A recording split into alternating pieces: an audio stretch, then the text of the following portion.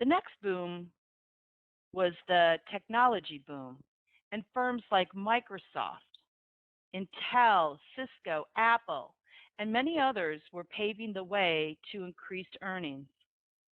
Also, the development of the internet gave way to online trading in the Nasdaq.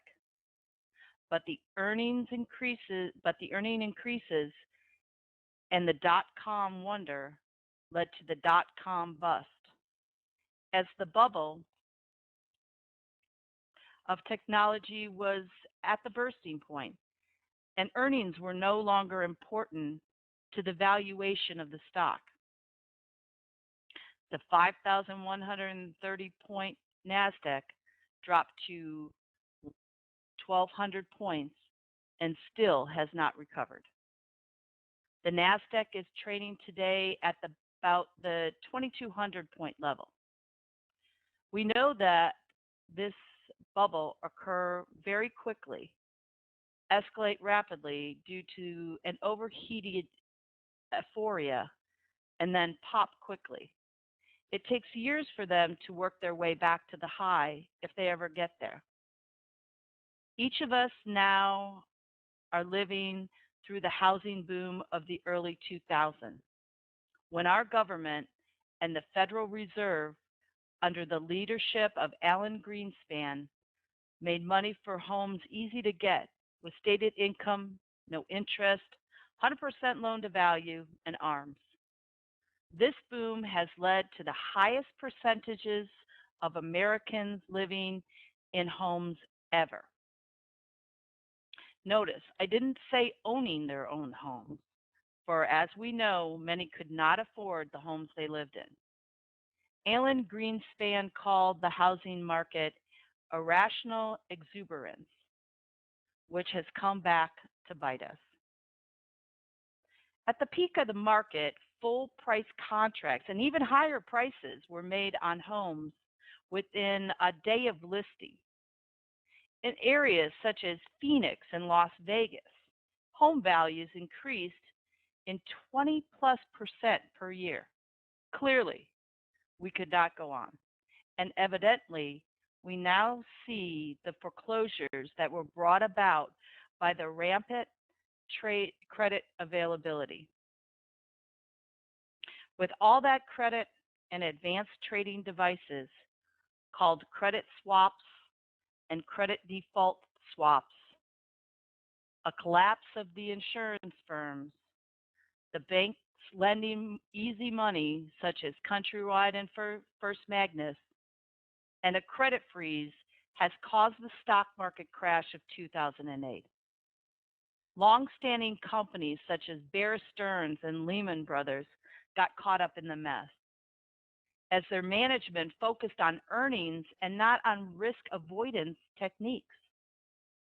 In 2008 and 2009, we see government intervention, similar to what was seen in 1933, and the Treasury, the Federal Reserve, Congress, and the FDIC developing programs to unwind the rampant credit availability of the past decade and to sort through a financial meltdown of our banking system. Hank Paulson, Secretary of the Treasury, was a daily figure in our lives in 2008. Our generation goes from bubble to burst, from boom time to fear. This recession, some have titled the Great Recession, is often compared to the Great Depression. It will be the greatest transfer of wealth in our lifetime for those who can maneuver through this time of tragedy and opportunity.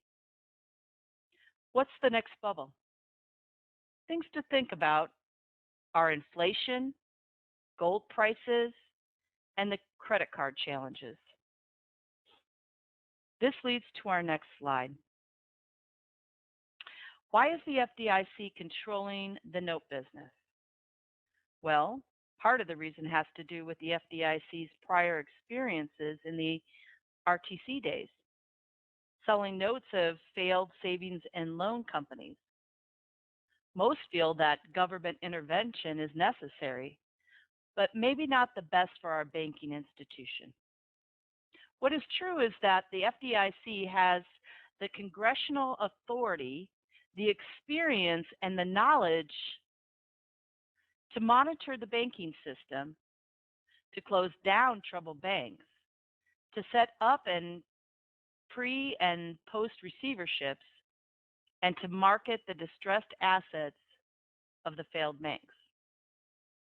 The FDIC Reserve is working to control the monetary policy, and the President Obama administration, in conjunction with the Treasury Department, is spending our future to survive today, with a deficit that has tripled during the past year, setting the stage for a potentially large inflationary period.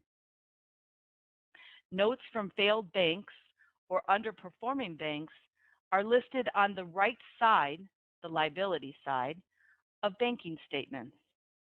The FDIC is using revolutionary techniques to bail out toxic assets, troubled assets, and even performing assets from failed banks, financial institutions, and insurance companies such as AIG.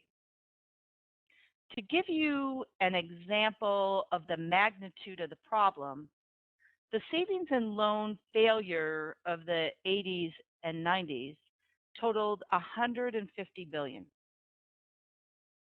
The bailout of AIG, one insurance company, was $180 billion.